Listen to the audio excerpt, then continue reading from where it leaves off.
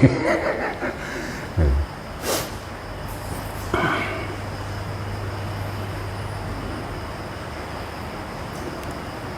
วิตของแต่ละคนใหญ่ขึ้นมาซ้ำนี้6-7 ปีเอากันไปโรงเรียนแต่ยี่บ่มีอนุบาลดอกสมมติมีอนุบาลแล้วเนาะมีอนุบาล1อนุบาล2มีเด็กเล็กยังก็ว่าไปอายุซ้ำนี้คุ้มกันไปโรงเรียนตามกฎระเบียบ7 ปีเข้าป.1 ฮอดจบป.6 แล้วก็ไปเรียนม.3 4 5 6แล้วก็ปริญญาก็ว่าไปเนาะจังซั่นแหละมันมีสำนีบ่เนาะบางคนก็ตายตอนอยู่ในอนุบาลบางคนก็ตายอยู่ระหว่างประถมมัธยมปริญญาชีวิตคนนั่นเบิ่งคักๆเด้อเกิดมาหากินแค่ซ้ำตายเด้เนาะเพราะว่าพวกเจ้าสิมีอาชีพใดก็สร้างรวยหรือจนก็สร้างก็แค่ว่ากินเขาไปซ้ำตายนั่นแหละสิไปมีหยังบางพวกอาชีพรับราชการว่าเป็นอาชีพที่มั่นคงสิบ่มีหยังมั่นคงจักอย่างหรอกเพราะมันขึ้นอยู่กับการกระทำของตนเองนะบางคนก็ได้เป็นปี2 ปีตายก็มีถูกไล่ออกก็มีเฮ็ดเสียเองก็มีเนาะเลยเอิ้นว่าบ่มั่นคงจักอย่างเพราะนั้นพวกเฮาสิมียศถาบรรดาศักดิ์หรือบ่มีก็สร้างสิรับราชการหรือบ่รับราชการก็สร้างถ้าทุกคนมีฝีมือหรือมีความอดทนในการทำงานอันเป็นเกษตรกรปลูกข้าวกินเองเป็นปลูกกล้วยกินเป็นหาหน่อไม้ หาหน่อไม้หาเห็ดทึกแหกับพวกผู้ชายหรือหาอยู่ให้กินน้ำให้น้ำหน้าเจ้าของได้เอาละเลี้ยงชีพตัวเองได้หน้าพวกข้าราชการมันก็มากินเข่าคือเก่าแหละเนาะมันก็มากินเข่ากินน้ำกินของหวานกินผลไม้ก็เพราะสำนั่นแหละก็ยังว่าจะไปเงิดของเศษของเกินของเลยส่วนสิ่งที่จำเป็นในชีวิตของเจ้าของเอง ยศถาบรรดาศักดิ์นั่นคือส่วนเกินเกียรติยศและศักดิ์ศรีนั่นคือส่วนเกินอำนาจนั่นก็คือส่วนเกินความจำเป็นของชีวิตหน้าสิ่งที่สำคัญที่สุดสูงสุดที่พระพุทธเจ้าเพิ่นเว้าไว้ถูกต้องเบิดอาหารนี่อาหารเป็นที่หนึ่งของโลกอาหารเป็นที่หนึ่งของหมู่สัตว์อยู่แล้วที่อยู่อาศัยเครื่องนึ่งห่มยารักษาโรคนี่อาหารแต่เฮาหาอยู่หากินเป็นเองก็เฮาสิไปเงิดไปงอไปสะออนไผก็อย่าไปคิดเข้ามาตัวเนาะก็อย่าไปเทียบอย่าไปเปรียบกับไผตัวภาษาหากินซ้ำตายนึงพวกมีอาชีพค้าขายเพชรพลอยทองคำก็กินเขาบ่ได้กินทองคำหรอกก็กินข้าวกินน้ำนี้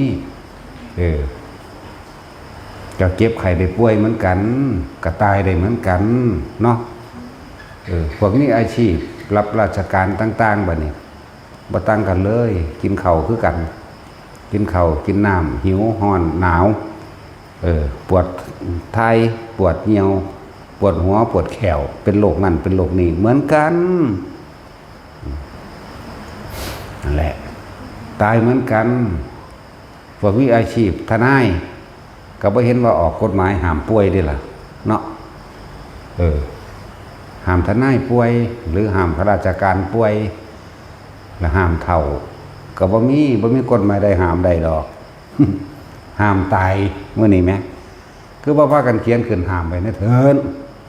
สอนศักดิ์สิทธิ์หลายก็เลย เนาะบ่ศักดิ์สิทธิ์จักเม็ดผู้ใดมีเงินผู้นั้นชนะแม่นว่าล่ะ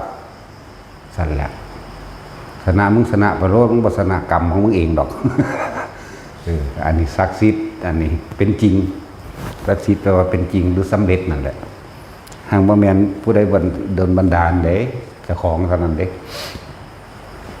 จึงบอกว่าจะไปเงินจะไปสะอ่อนหลาย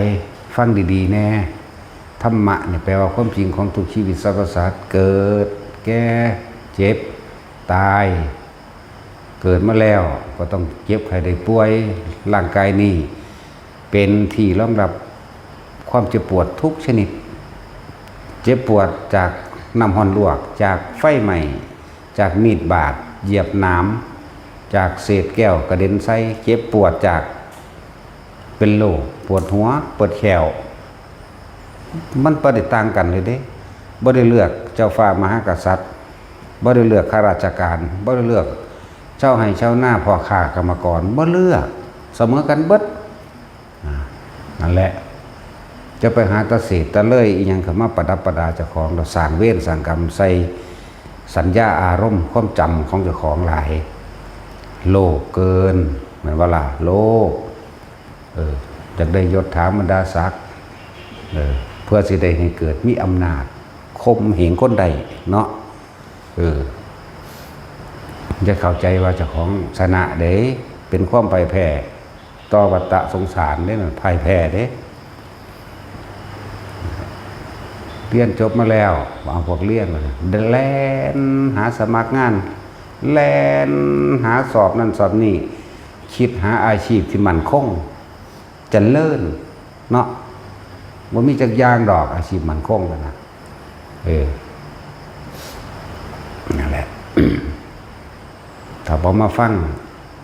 ธรรมะบ่มาฟังความจริงที่เป็นนำเรื่องของเจ้าของแต่ละคนออกมาอธิบายนี่บ่เข้าใจเด้กระชากมาฟังเลยก็บ่เข้าใจเด้นี่เนี่ยบ่ล่ะกระชากมาเลยก็เฮ้ยว่าซั่นคือพระมันว่าขี้ข้านดอกบอกว่ามีทางไปดอกมันบ่ล่ะเขาก็ว่าไปตามภาษาเขาเด้ก็นั่นแหละก็เขาบ่รู้ความจริงของเจ้าของว่าเจ้าของกำลังทะเยอทะยานตอนใดกำลังถูกกับสิ่งใดนั่นแหละ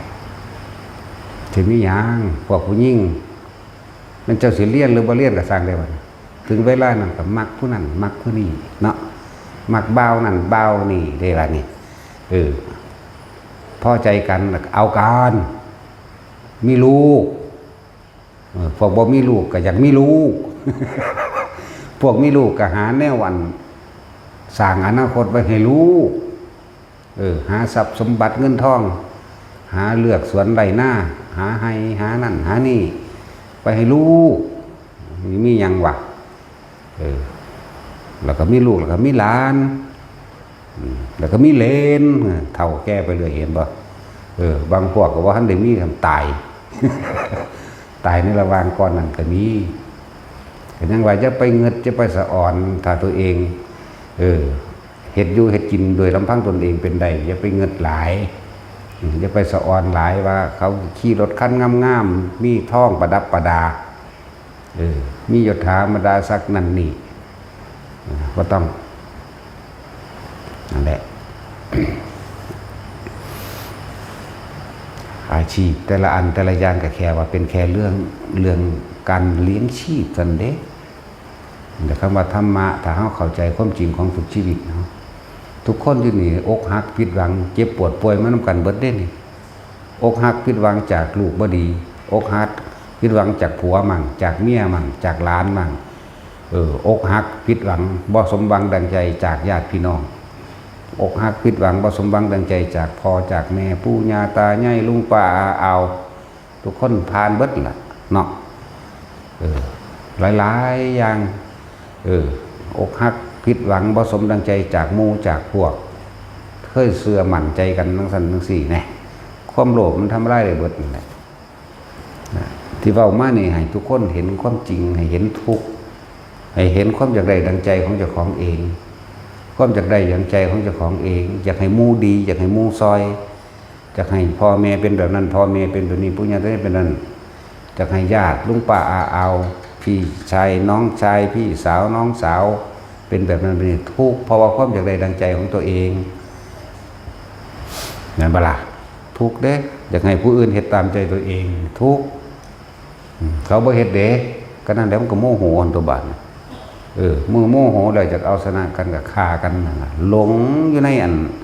อารมณ์ที่ ตัวเองก็บ่รู้ตัวเองจักบ่ล่ะนั่นแหละที่เว้ามาเนี่ยทุกคนนึกถึงความจริงของชีวิตเจ้าของเองสำนึกสำเนียกโดยตนเองให้ฟังเสียงธรรมมั่งให้ฟังเสียงความจริงมั่งและเอาความจริงที่เพิ่นแสดงออกไปนี่เทียบกับประสบการณ์จริงในชีวิตจริงของเจ้าของมั่งนั่นบ่ล่ะหากินซ้ำตายเอาตะกี้หน้าตรงนั้นหน้าตรงนี้มูนพ่อกูมูนแม่กูตั้งแต่ผู้เป็นพ่อเป็นแม่ก็มูนพ่อกูมูนแม่กูเนาะถ้าเฮาชีมีชีวิตน่ะของปู่ของย่าเนาะปู่ย่าไปไสล่ะตายไปล่ะบัดนี้ของพ่อมูนทั้งพ่อมูนทั้งแม่บางทีก็พ่อตายก่อนมั่งแม่ตายก่อนมั่งก็แล้วแต่บัดนี้เหลือกูด้วยบัดนี้กูสิว่าตายบ่เนาะคิดพอบ่ปุ๊บจังซั่นล่ะให้เห็นความจริงความสลดสังเวชในตนเองให้เห็น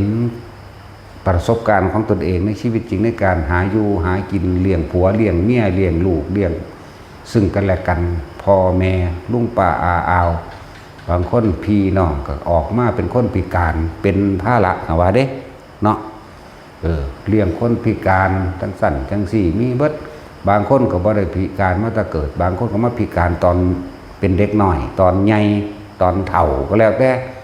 นี่ไหมนี่คือให้ทุกคนเห็นความบ่จีรังอย่างยืนของชีวิตของความบ่เที่ยงแท้ในนอนของร่างกายคิดเข้ามาจังสั่นล้วนแล้วถ้าเกิดจากกรรมคือการกระทำของตนเฮ็ดไว้ถ้าปางไหนๆก็ไม่รู้ล่ะเข้าใจว่าล่ะบางคนก็พิการตอน40ตอน50ตอน60ก็แล้วแต่สิเป็นไปเพราะว่ามีเครื่องเกาะป้องกันตนเองเพิ่นจึงว่าให้เฮาสั่งสมบุญบารมีเป็นเครื่องป้องกันตนเองบ่ให้ตกไปสิ่งที่ชั่ว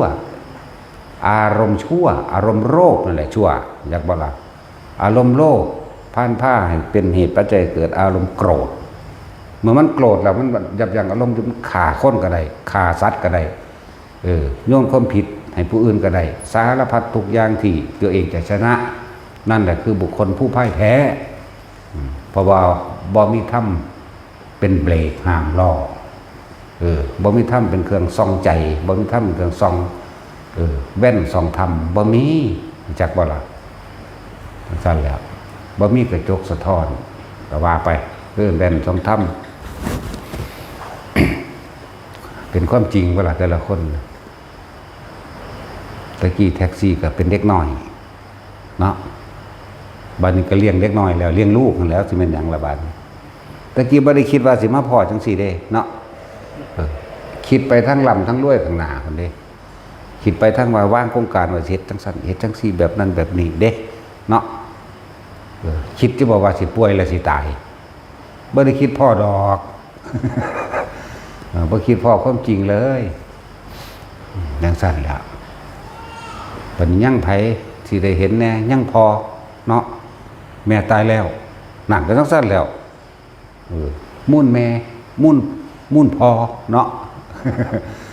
ระวังพอกับลูกเดี๋ยวจักไผสิตายก่อนไผเด้อ บอกบ่ได้เด้สิบอกให้ได้ความตายบอกบ่ได้สิตายยามใดแต่ว่าต้องตายแน่ๆแต่ไผสิตายก่อนไผนั่นแหละใช่แล้วไอ้เรื่องตายเป็นเรื่องธรรมดาอยู่แล้วเป็นเรื่องธรรมชาติฝืนบ่ได้อยู่แล้วไม่มีทางผู้ใดมีเป็นนักกฎหมายเก่งออกกฎหมายห้ามตายนะมันห้ามแบบใดวะเนาะสั่นละนี่คือเป็นธรรมดานี่คำว่าธรรมะก็คือธรรมดาปกติธรรมดาเกิดมากกับแบบนี้แหละนี่แหละธรรมะส่วนใจที่เป็นปกติมันบ่ได้ตื่นเต้นเป็นตะยานมันบ่ได้ดีใจมันบ่ได้เสียใจกับใดๆทั้งสิ้นจากว่าละนั่นแหละเนี่ยบอกความจริงของแต่ละคนนั่นแหละ บางคนก็ออกมาพิการแต่ในท้องคนเด้เนาะขนาดนั้นแหละ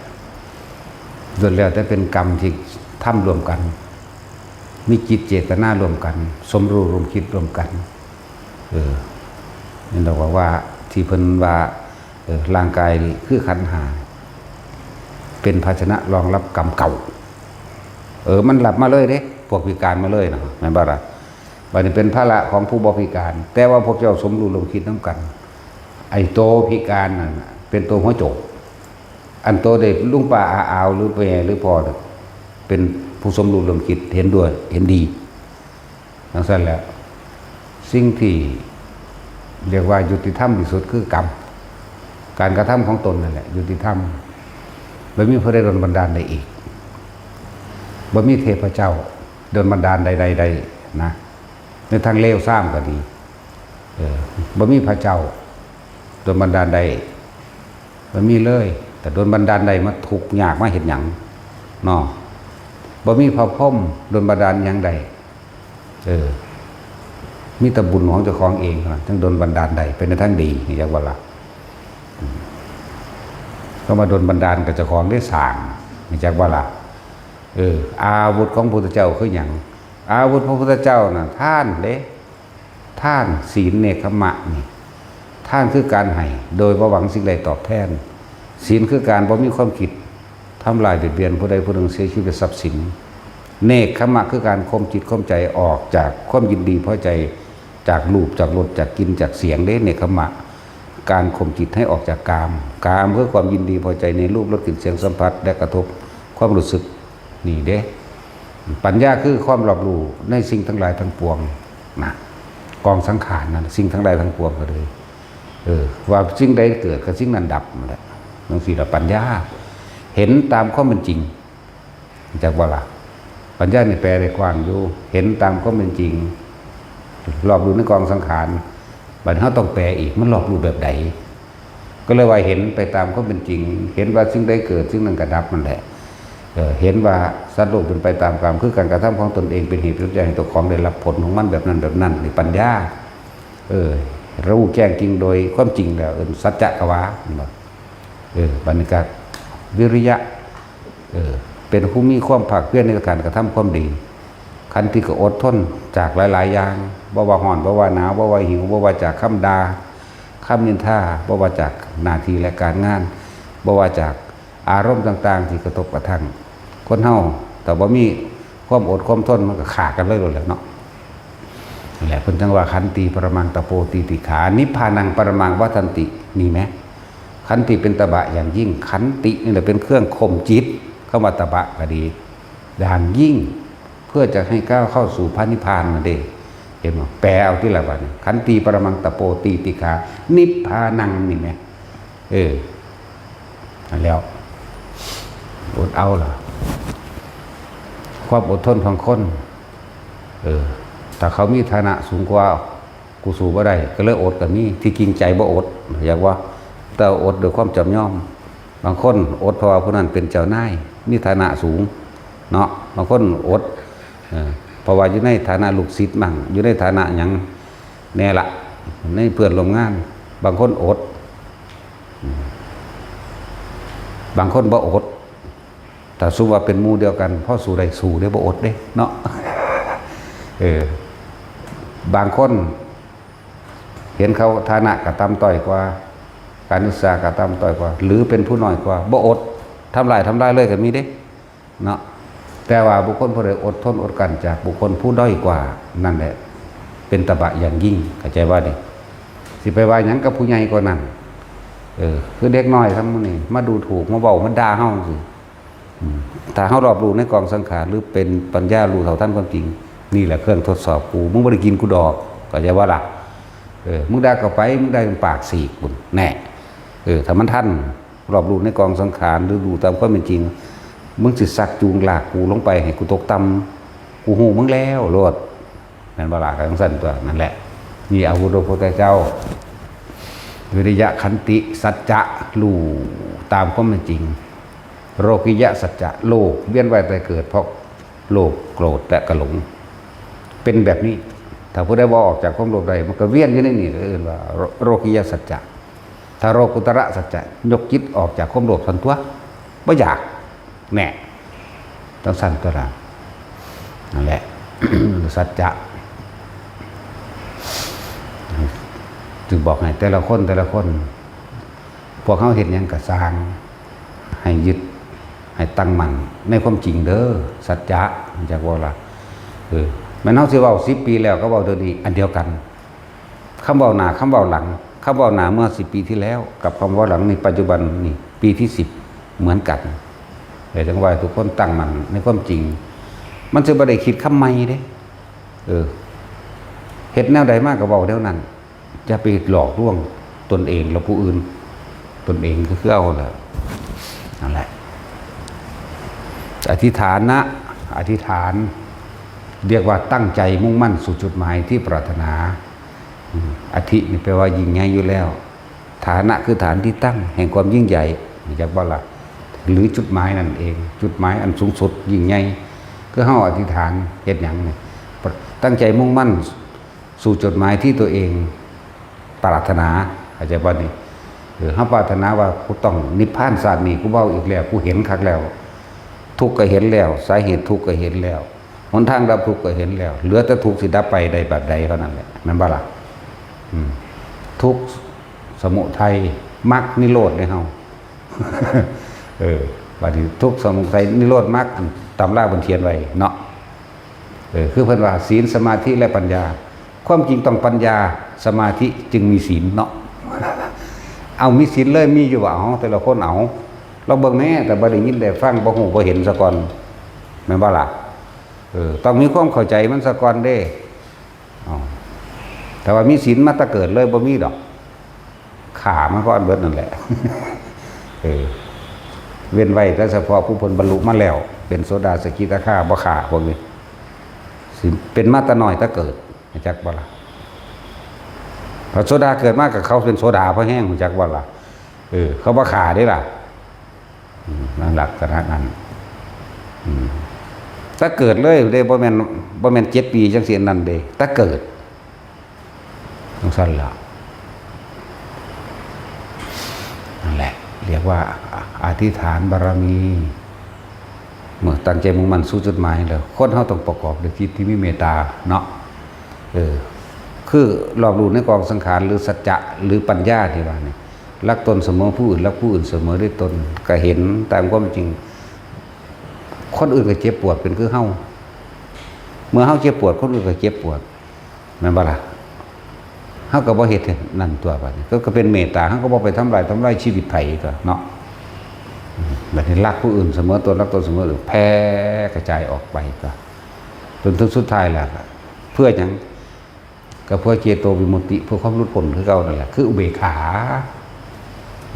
นั่นแหละนี่คืออาวุธพุทธเจ้าที่ว่าเพิ่นเรียกอาวุธของเพิ่นเองบ่แม่นเอาดาบบ่แม่นเอาวิศรบ่แม่นเอาจักรบ่แม่นเอาธนูหอกดาบแล้วเหลาแหลมแต่ว่าท่านที่มีมาแล้วเพิ่นระลึกนึกถึงเพิ่นก็เริ่มมาต่อสู้มาจากว่าเพิ่นก็เลยระงับดับความคิดของเพิ่นเองแต่ว่ารู้ในสิ่งที่มันเกิดซื่อหมู่ม่านทั้งหลายก็เลยเฮ็ดหยังเพิ่นบ่ได้เพราะไม่หลงกลมาจากบ่หลงกลหมู่ม่านทั้งหลายแล้วนั่นคิดต่อสู้ปุ๊บส่งจิตออกนอกหรอเห็นบ่ล่ะนั่นแหละเราบำเพ็ญบารมีมานี่ให้ทานมาเนี่ยมากมายเป็นอเนกอันนั้นทานของภายนอก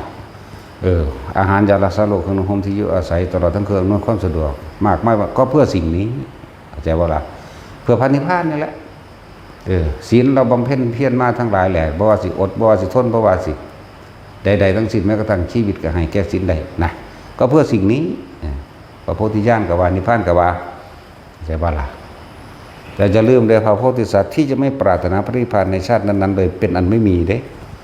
อันนี้เป็นอาจินไตยก็ต้องเว้าไปก็ได้ดอกเพราะสำนั่นแหละมื้อนี้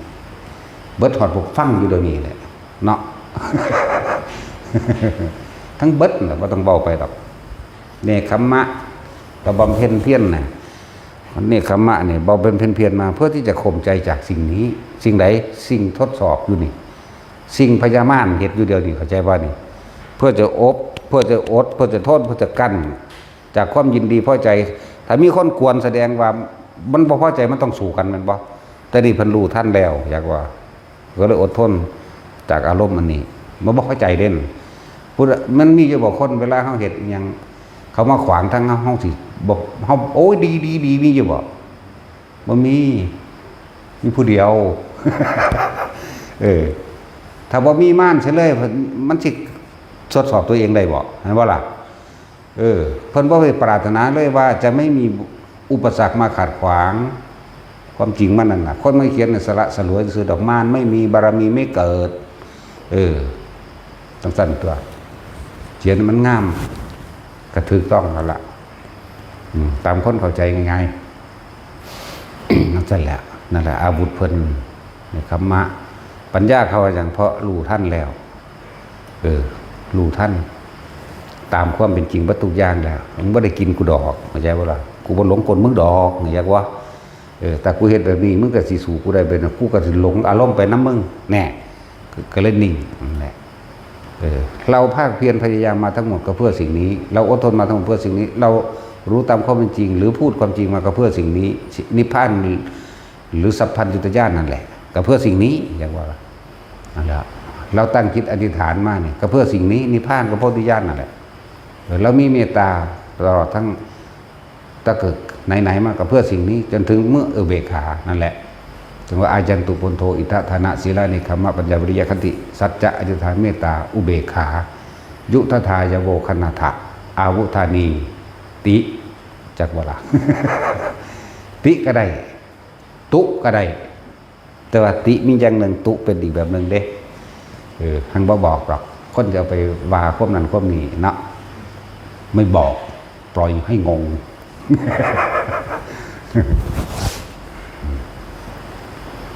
ถ้าแนวคอรอแถลงสิสังหักเขาว่าติเฮ็ดหยังแค่ตุมันคือหยังอีกเด้อเนาะไม่ว่าตัดสินเป็นสงสัยเลยอย่างสั่นเด้ พวกอยากเอาแต่ใจเจ้าของอยากว่าอะไรพวกเสือความคิดเห็นเจ้าของบ่ฟังผู้อื่นเนาะบางคนก็ฟังแต่ความคิดผู้อื่นบ่เสือเจ้าของใส่บ่ได้เด้เนาะมันเจ้าจังได๋ดีฮะเอาแบบไหนตัดสินเจ้า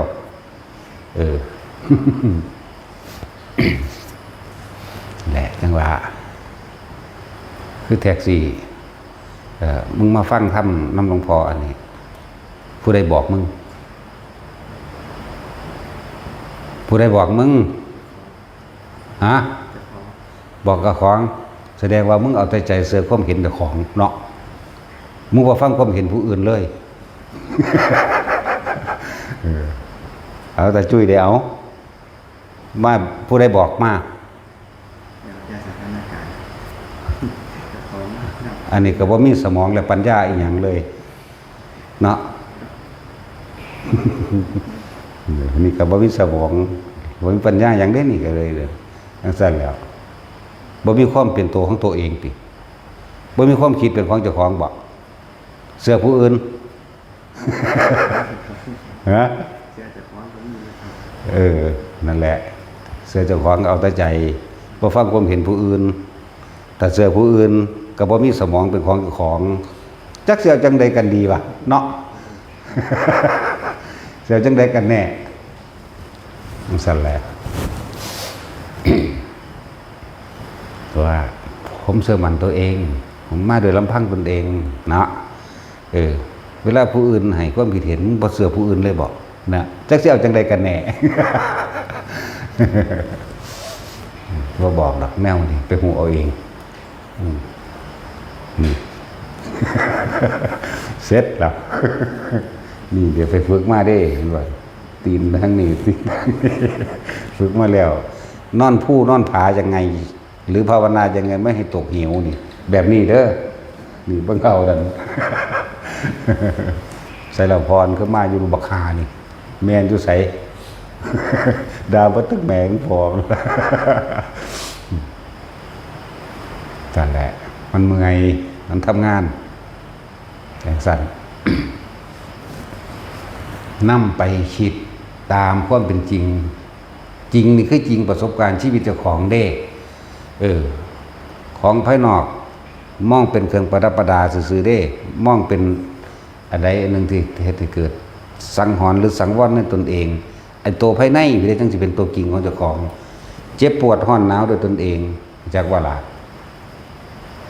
คนบ่เคยปวดแฉวว่าอาการปวดแฉวว่าจังได๋ก็บ่ถือเข้าใจบ่จังซั่นตัวถ้าคนเคยปวดหุ้ยบ่ได้บอกกันมาก โอ้ยเท่านี้ก็เข้าใจแล้ว ลีนี่แล้วโอ้ยเท่านี้ก็พอแล้วว่าทั้งเว้าเลยก็ได้แสดงอุทานออกมาโลดโอ้ยเท่านี้ก็พอ ผู้นั้นที่ลึกซึ้งน้ำกันโลดมันสั่นไปแต่ชีวิตพวกเขามีอย่างมากหาคือหน้าเบิ่งเด้อถ้าหาอยู่หากินเลี้ยงชีพของตัวเองโดยสุจริตเป็นแล้วบ่มีปัญหาบ่ต้องไปเทียบพุ่นบ่ต้องไปเทียบพี่ดอกอันนี้แหละพวกเอาชีวิตรอดของตัวเองได้นั่นนะอย่าไปสุดตรงทั้งสองส่วนในบนสอนอยู่แม่นบ่ซั่นอัตตกิรมัฏฐานุโยโคทุโขนรโยอนัตตสันหิโตนี่ทำตัวเองให้ลำบากเพราะมันสุดตรงทั้งอยากได้อยากดีอยากมีอยากเป็นมีอำนาจนะแม่นบ่ล่ะสุดตรงก็เลยเฮ็ดให้ตัวเองลำบากโดยการเบียดเบียนทำร้ายรังแกข่มเหงผู้อื่นตัวเองได้ลำบากเพราะมันไผได้สุดท้ายมากก็ดีเพราะว่ามันเคยเหตุกันมานั่นแหละบัดสุดท้ายก็พลิกกันไปพลิกกันมาย่ำใดสิออกจากห่วงแห่งกรรมอันนี้ได้นั่นแหละวิปัสสนาเนี่ยแปลว่ารู้แจ้งเห็นจริงตามความเป็นจริงยอมรับความจริงหรือรอบรู้ในสิ่งทั้งหลายทั้งปวงตามความเป็นจริงแล้วเด้วิปัสสนาสมถะจึงทำให้จิตว่างวิปัสสนาจึงทำให้ว่างจากจิตว่างจากความเป็นจริงกูบ่เอากับมึงอีกแล้วเด้ว่างจากสิ่งที่มีอยู่ว่างจากสิ่งที่เห็นอยู่เราไม่คิดนึกปรุงแต่งให้ได้ให้เป็นหรอกได้บัดนี่แล้วเฮาจึงหาเครื่องอยู่ คนเฮาถ้าบ่มีสมาธิถ้าบ่นิ่งถ้าบ่ว่างมันสิบ่ฮู้จักเด้จักว่าจึงบอกว่าสมถะทำให้จิตว่างให้มันนิ่งซะก่อนให้มันสงบซะก่อนจะพึงคิดหยังแล้วมันจังสิเห็นความคิดจักว่าล่ะนั่นแหละวิปัสสนาจึงทำให้ว่างจากสิ่งที่มีอยู่เห็นอยู่เป็นอยู่ที่สองอย่างนี้ต้องอาศัยกันเฮาต้องอาศัยความสงบเป็นเครื่องอยู่จักว่าล่ะเวลาเฮาคิดพิจารณาหาความจริงมันก็เห็นอยู่มันก็เข้าใจดีอยู่เข้าใจแน่นอนทุกคนที่นี่ทุกคนมีประสบการณ์มาเบิดอยู่นี่อกหักผิดหวังเจ็บปวดรวดร้าวเพราะความบ่ได้ดังใจเด้บ่แม่นอย่างอื่นเด้บ่แม่นพวกเจ้าถูกเด้เข้าใจว่าล่ะคิดเบิ่งดีๆบ่แม่นพวกเจ้าถูกเขาผิดเด้พวกเจ้าผิดตั้งแต่เกิดแล้วหรือก่อนเกิดเนาะแต่พวกเจ้าบ่ทันอารมณ์บ่ทันความเห็นบ่ทันความเห็นแก่ตัวของตัวเองนั่นแหละจังหากถ้าดีถ้าถูกมาเกิดเหตุหยังแม่นบ่ล่ะแล้วตัวเองมาเกิดเองทั้งนั้นบ่มีผู้ใดมาสั่งให้เกิดตัวเองตัณหาคือความอยากของตัวเองคือความยึดของตัวเองคืออุปทานของตัวเองคือสัญญาของตัวเองทั้งเบิดนั่นแหละมาเกิดนะบ่มีผู้ใดมาดลบันดาลให้เกิดมาพิการแต่ก็ของก็เฮ็ดไว้เองเกิดมาดีรูปร่างหน้าตาปกติก็เจ้าของเฮ็ดไว้เองเกิดมาขี้ร้ายหน้าบูดก็เจ้าของเฮ็ดไว้เองหน้ากระปุ้มกระปั๊มก็เจ้าของเฮ็ดไว้เองหน้าแลเอาตอดมันก็เจ้าของเฮ็ดเองนะแม่นว่าสัตว์หน้าเปื่อยยิ้มเยอะอยู่คืออันข้างโคกเป็นโรคเลือนนี่ครับเจ้าของเฮ็ดเองมันสั่นแล้วนั่นแหละต้องโทษตัวเองเด้อจังสิเห็นแต่ว่าโทษตัวเองบ่เห็นความจริงดอก จึงว่าพอเข้าเพียรหน้าดีๆโลดบ่ได้เป็นน้ำผู้อื่นเป็นน้ำเจ้าของถือว่าอกหักผิดหวังคนนั้นบ่ดีผู้นี้บ่ดีมึงหันบ่ดีไปหาโทษสี่ออกตะทางนอกบ่สี่เบิ่งใจบ่สี่เบิ่งความรู้สึกเจ้าของตัวเองอยากได้ดังใจจะบ่ล่ะ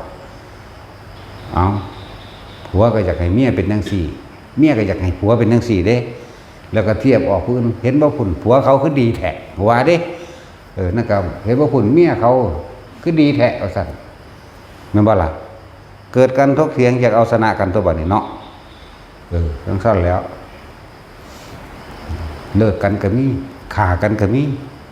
เบิดผู้หญิงเป็นหลายกว่าผู้ชายเด้อโลกก็มีหลายกว่าผู้ชายเด้อเข้าใจว่าล่ะมะเร็งหมดลูกจังซี่แม่นี่แล้วลูกหลายกว่าบ่ล่ะผู้ชายบ่ได้มีหมดลูกเด้ มะเร็งเต้านมจังซี่แม่มันบ่ซั่นแล้วมันมีหลายกว่าโรคอีกนี่แหละ ผู้ยิ่งแต่คิดว่าจริงๆแล้วทุกข์กว่าไปโดยลำพังผู้เดียวกับบ่ได้ย่านเขาขาข่มขืนกำลังกับบ่สู่เขาหลายอย่างเด้อแต่ผู้ยิ่งคิดเอาพิจารณาให้มันถึงเด้อเวลาจากนอนกับผัวถ้าผัวของบ่ขึ้นก็นอนบ่ได้เนาะเวลาผัวของขึ้นบ่อยากกระซ้างมันเอาใดคือเก่าแม้ว่าท่านแม้ว่าตัดสินกระกวนเอาใดคือเก่าแต่เวลาเขาของจะของบ่ขึ้นมันเซยแล้วเนาะเอาบ่ได้นี่แม้นี่ก็เป็นโลกกรรมนึงว่าซั่นคนบ่ฮู้จักกันเลยว่าซั่นว่าบ่จักกันเลยจักมาแต่ไสเขามาบังคับข่มขืนเอาก็เอาได้บ่เต็มใจให้แม้ว่าล่ะก็สั่นตัวนี่แหละจังว่าผู้หญิงมันมีอีหยังที่ต่ำกว่าด้อยกว่ากำลังก็บ่ทอเขาคนมาจากทั้งใดก็สร้างบ่รู้แต่ว่าถ้าถือเขาบังคับข่มเหงเขาก็เอาได้มั้ยแม่นบ่ซั่นแต่ว่าเจ้าของมักเขานี่ไปบังคับข่มขืนเขาเอาเขาบ่ได้เด้นี่แม้ความน่าน้อยใจของผู้หญิงมั้ยเนาะต้องน้อยใจดอกแต่เห็นทุกข์หลายๆมันก็เห็นตามความเป็นจริงได้จริงๆแล้วระงับตัวเองได้ตัวสมถะจึงเป็นเครื่องอยู่เด้อสมถะนี่ทำให้จิตว่างคือบัดจากความคิดเข้าใจบ่นี่คือจับจุดในร่มกับว่าคืออยู่ในร่มหายใจกับว่าเข้าใจบ่นี่สมถะสมถะภาวนาทำให้เกิดขึ้นทำให้เกิดขึ้นเกิดยังขึ้นเกิดจุดใดจุดหนึ่งให้มันเกิดได้กายมันเองวิปัสสนาทำให้ว่างจากจิตจากบ่ล่ะว่างปราศจากความคิดเห็นใดๆทั้งสิ้นว่างจากความเป็นจริงว่างจากหลายๆอย่างต่อไปกูบ่อยากได้แหละกูบ่อยากเป็นแล้วมันก็จบแล้วเด้ทุกคนเข้าใจดีวัดอยู่เดียวนี่เกิดแก่เจ็บตายเข้าใจป่วยเข้าใจพัดพรากจากสิ่งที่รักเข้าใจนี่คือวิปัสสนารู้แจ้งตามความเป็นจริงทุกคนเกิดมาความเกิดมาแล้วแก่เจ็บป่วยนั่นใดทุกคนมีประสบการณ์วัดละ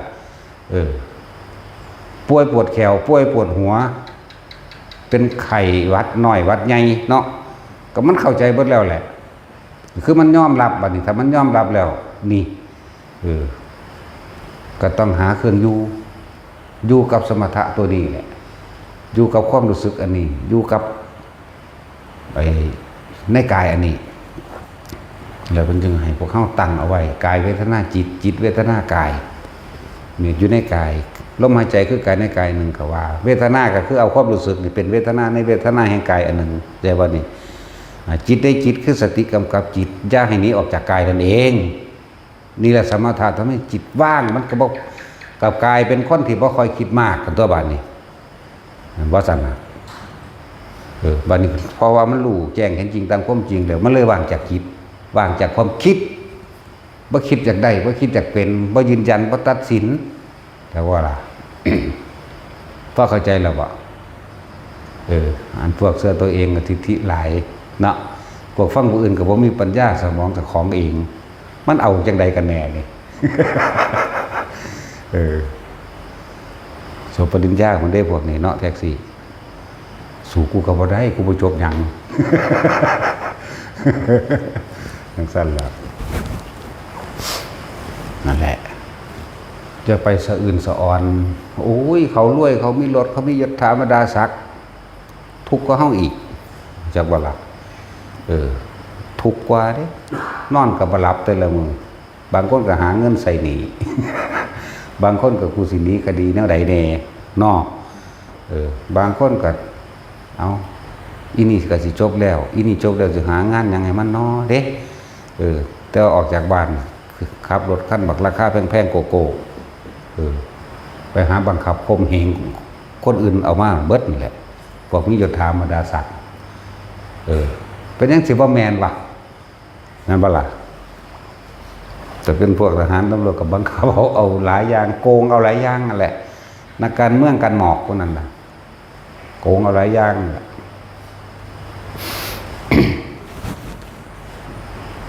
นักกฎหมายอยากรอดยากคือเนาะ นักกฎหมายนี่บ้าบ่มีความซื่อสัตย์เป็นธรรมนี่บ้ามหาเวจีเป็นที่ไปอยู่แล้วนะ นั่นแหละปุโรหิตฉีโกงบะอยู่ในหลายอสงไขยแล้วก็มีเด้ว่าธรรมดาเด้พวกนักการเมืองพวกเสนาอำมาตย์ทั้งหลายพวกนี้อยู่ตั้งใจนั่นแหละจังว่าพอเข้าแต่พ่อคิดได้ก็คิดไปเฮ็ดไปจันทกุมารก็เพิ่นก็เป็นนักกฎหมายแต่ว่าเพิ่นซื่อสัตย์เนี่ยบ่ได้เห็นแก่เงินแต่ทองบ่ได้เห็นแก่หน้าแก่ตากระไผนี่จันทกุมารนะส่วนโปโรหิตครับตั้งแต่ตายก็ยังตายถึกตีนเขาเนาะถึกตีนตายแล้วก็ยังลงนรกคนเดียวล่ะนั่นแหละนั่นแหละเฮามองเห็นความจริงซะความจริงทุกสิ่งทุกอย่างความจริงหยังมันก็หากินสร้างตายคือเพิ่นว่าเนาะก็คิดไปตัวผู้นั้นผู้นี้ตายไปแล้วก็เอานั้นเอานี่ไปบ่ได้ไหมแม่นบ่ซั่นแต่ฟ้ามหากษัตริย์ในประเทศใดก็สร้างองค์นั้นก็ตายองค์นี้ก็ตายเนาะเขาเจ้าคือตายซั่นก็ธรรมชาติมันเป็นความจริงแบบนี้คำว่าธรรมชาติหรือธรรมะอันนี้เป็นของทุกๆคนที่สามารถระลึกนึกถึงและเข้าถึงได้เบิดทั้งเบิดบ่ได้เกี่ยวกับศาสนาใดพร้อมมันบ่ล่ะมันสั่นตัว สัตว์มันก็สามารถทำดีแล้วไปสวรรค์ได้คิดดีแล้วไปสวรรค์ได้มันบ่ล่ะสั่นแล้วมันมีศาสนาอยู่บ่มีแต่ว่าเป็นการกระทำที่ตามความเป็นจริงของมันเองสัตว์เดรัจฉานก็ไปสวรรค์ได้มาอยู่นี่เฮาส่งไปหลายแล้วเด้ล่ะแต่บอกตามตำราก็สิอึดอยากหยังถ้าว่าตามตำราค้างข่าวฟังธรรมพระสงฆ์เพิ่นทำวัดยามมื้อแลงตามเพิ่นสิทำอยู่วัง 4-5 โมงนี่แหละเพิ่นก็ฟังทำเราปล่อยขาลงไปเสือกตายซั่นนะไปสวรรค์เฉยไหมข้างข้าว500ไหมตั้งสั่นแล้วกบเม่นทากบเทวดากบพระองค์นั้นก็ฟังก็ทำวัดให้มันแรงพอดีคนเลี้ยงงัวก็สิไล่งัวกลับบ้านจังซั่นนั่นแล้วมันเสียดายโอกาสการฟังเทศน์เพิ่นเด้อซั่นก็หลับตาไว้แล้วมึงไปเห็นกูดอกหมูกูปุ๊บเลยคนเลี้ยงงัวก็ฟาดปัวตายซ้ำพุ่นแวบวาบเดียวเด้มันสิรู้สึกว่าเสียววับเดียวบ่ได้เก็บได้ปวดแต่ว่ารู้สึกว่าวาบเดียวว่าซั่นขึ้นไปอยู่ดาวดึงเฉยไหมซั่นแล้วนี่แม้ความจริงมันเป็นแบบนี้แม้มันบ่ได้เกี่ยวกับชนชาติศาสนาใดๆได้ทำมันนี่ทุกอย่างเกิดจากจิตเด้อจากบ่ล่ะความคิดนี่แหละต้องไปแปลยังมันมากมายหรอกทุกอย่างเกิดจากความคิดถ้าบ่คิดมันก็บ่เกิดนั่นแหละถ้ามันคิดไปทางดีมันก็ไปเกิดทางดีเนาะคือฟังธรรมนี่แหละคือฟังคำสอนพุทธเจ้าอันนี้เราธรรมะอันนี้มันแปลแล้วบ่จำเป็นต้องไปเว้าบาลีอย่างมากดอกนั่นเป็นภาษาต่างประเทศแม่นบ่ล่ะ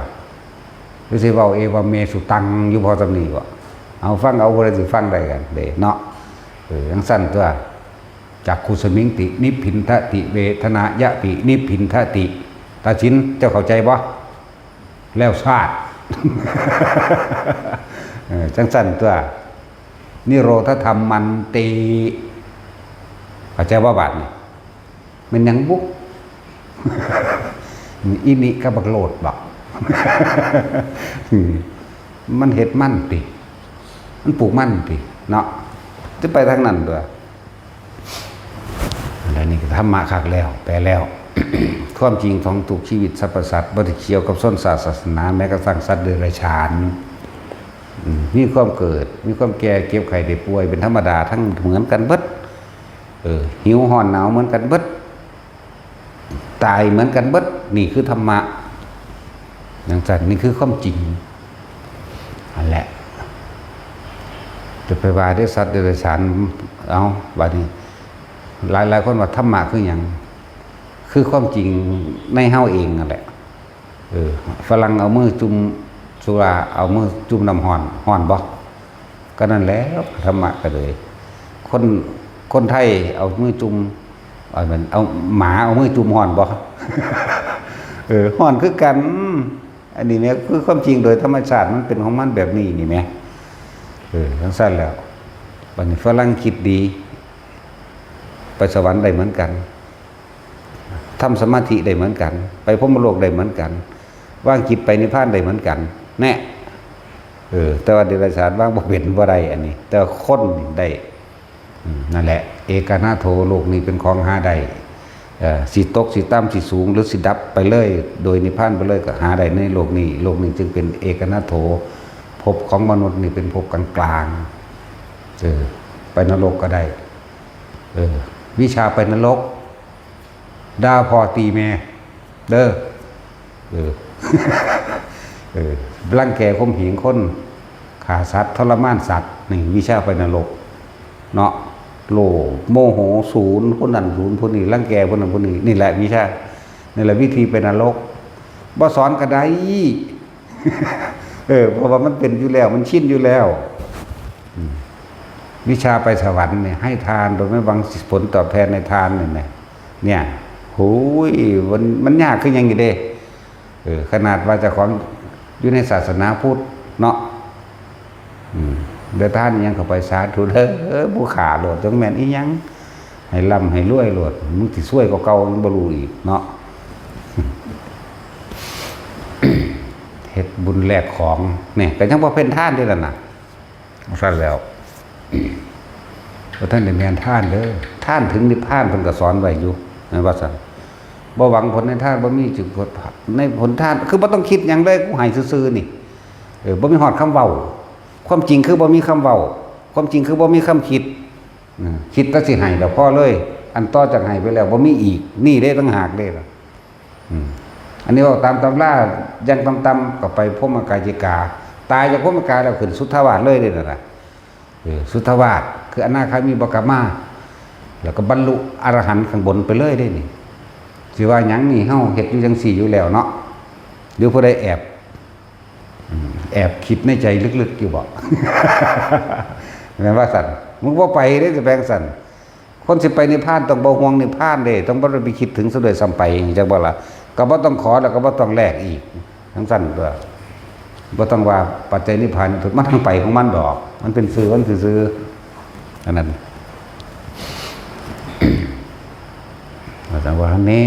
นแต่ละคนเด้อพวกเจ้าท่านยังกระสร้างมันตัดออกจากความเห็นแก่ตัวเลยตัดออกจากความเป็นเจ้าของจะนำไปเป็นเจ้าของมันพวกเจ้าก็สิได้เป็นทาสมันคือเก่าเด้นั่นน่ะแม่นว่าล่ะเป็นทาสเจ้าของเป็นทาสสิ่งของต่างๆเด้นั่นแหละนำความจริงก็ไปคิดโลดคนเคยอกหักผิดหวังบ่ได้ดังใจมาเบิดทุกคนน่ะทุกข์เพราะว่าผู้อื่นเฮ็ดให้เป็นไปว่าได้นี่คือความจริงนั้นหันกลับมาคือตัวเองเฮ็ดเองตัวเองเฮ็ดเองเมื่อหลายภพหลายชาติแล้วเวียนว่ายแต่เกิดหลายภพหลายชาติแล้วฉะนั้นชาตินี้จะพลาดเด้อไปก็ดีถ้าได้ตกลงไปสู่นรกแล้วเฮ้ยมันบ่ได้อายุน้อยๆเด้เทียบอายุนรกล่ะถ้าเป็นมหาเวกีโอ้ยมือหนึ่งสำกับหนึ่งไหมเป็นเงินประสัตเนาะกับหนึ่งมันกันบ่ได้แหม อยู่ในมหาเวกีมือหนึ่งจังได๋มันจะไปพูดโพมหาญาติได้เห็นมั้ยเขาก็ห้ามรับบุญพร้อมมันธรรมดาแล้วไล่เบิ่งเอา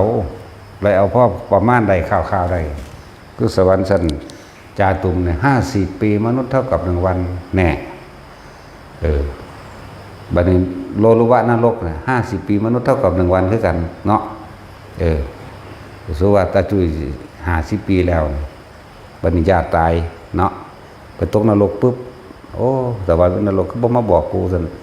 อันมือหนึ่งของนรกจักมันเท่าใดเจ้าตายเป็นหลายศาสตร์แล้วจะไปสวรรค์หรือไปนิพพานแล้วก็บ่รู้พวกนั้นยังตกอยู่เด้เนาะสมมุติว่ามีโอกาสเขาพ้นกันมาได้รอดจักมือนึงเลี้ยวหาญาติบ่มีซ้ำจักว่าล่ะพวกสมรู้ร่วมคิดด้วยกันในศาสตร์ที่ไกลๆมันสิจำได้ไกลๆเด้เวลามาหาขอส่วนบุญพวกผีพวกเปรตเข้าใจว่าล่ะทั้งสั้นแล้ว เดี๋ยวพวกหาข้ออันจังซั่นคือปรัชตูชีวิเปตผมได้อาศัยส่วนบุญของผู้อื่นเป็นเครื่องอยู่เด้พวกนี้จังซั่นเด้นั่นแหละ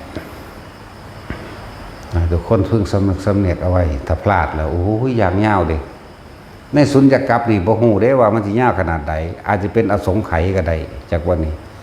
คำว่าสุญญากรรมกับที่บ่มีพระพุทธเจ้าเกิดอาคัญญสูตรหมายถึงว่ากำเนิดแห่งโลกนี่อย่างหนึ่งแต่มีพระพุทธเจ้า5 องค์ตอนนี้เนาะบัดนี้มันสิไหลเข้าไปสู่สารมัณฑกัปนี่แม่มันสิยาวขนาดใดนี่ยังได้สิไปพอพวกตกนรกก็ตกไปเลยพวกเปรตก็เปรตไปเลยเด้อพวกสุรกายก็อยู่จังซั่นเด้นี่เรียกว่าเป็นกำไรของ ในระหว่างที่ตะของอยู่ในนรกนี่เป็นเปรตอยู่นี่ก็เป็นกำไรของนรก เป็นกำไรของพวกนี้เด้แต่พวกสวรรค์ก็เป็นกำไรสวรรค์เด้บัดนี้จักบ่ล่ะแม้นว่านี่มีอายุ100 ปีสวรรค์หรือ100 ปีในระหว่างนี่เป็นกำไรมันเลยเด้บางพวกขยับขึ้นเด้จังซั่นแหละอย่าพลาดเด้อไผก็ดีเฮ็ดโลดเฮ็ดนั้นมันง่าย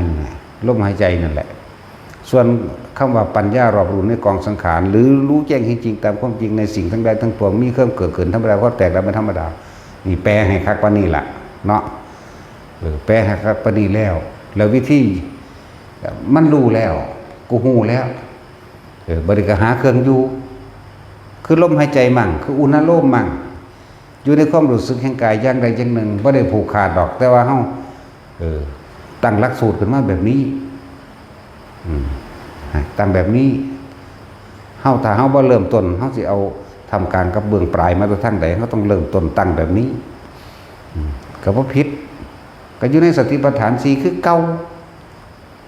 นั่นแหละหาฐานที่ตั้งแห่งจิตคือว่ามันคิดมันฟุ้งมันซ่านมันกระซ่านเส้นไปตัวทีบก็เลยต้องเอาตั้งไว้หน้าผากนี่แหละเอาความรู้สึกไว้นี่ก็ต้องอาศัยลมนี่เป็นกุศโลบายลมนี่เป็นทางเด้จักว่าล่ะลมเด้เป็นทางก็เลยว่าจังได้ก็สร้างเถอะเกิดยังขึ้นให้เขามาหาลมสะกอนเพราะว่ามันสิเป็นทางเป็นมรรคก็ว่าเป็นมรรคนั่นแหละแปลว่าทางนั่นแหละนั่นแหละเป็นมรรคอยู่ในนี้เนี่ยเป็นกุศโลบายก็ว่าเป็นทางก็ว่าเพื่อจะเกิดผลไปข้างหน้าลมมันบ่ได้มีรูปร่างตัวตนตัวผู้ใดตายในลมใดมันก็ไปอนาคามีก็ยังว่าอยู่เฮ็ดไปเถอะอันนี้เป็นคำบอกให้ทุกคนมั่นใจกับพิจารณาตัวเองเป็นไงเลยแต่กูออกจากลมกูสิสูญให้ผู้นั้นผู้นี้กูสิคิดฮอดผู้นั้นผู้นี้โลดนั่นบ่ล่ะแต่อยู่ในลมแล้วมันปราศจากความคิดเด่นคนนั้นประสันสิว่าบ่สมถะเฮ็ดให้จิตว่างวิปัสสนาทำให้ว่างจากความคิดมันคิดยังไงมึงก็คิดไปที่กูบ่ไปนำมึงแม่จักบ่ล่ะนั่นแล้วเป็นวิธีที่ง่ายคักแล้วจะพลาดไปแล้วกันหน้าไปก็ดี อย่าเสือเจ้าของเขาจะว่าแท็กซี่อย่าเสือผู้อื่นเสียตั้งใดสัตว์ แต่เสือเจ้าของเพิ่นก็ว่าเอาแต่ใจบ่ฟังความไผเนาะแต่เสือผู้อื่นคันว่าบ่มีสมองปัญญาเป็นของเจ้าของติเนาะแปลกประหลาดวะ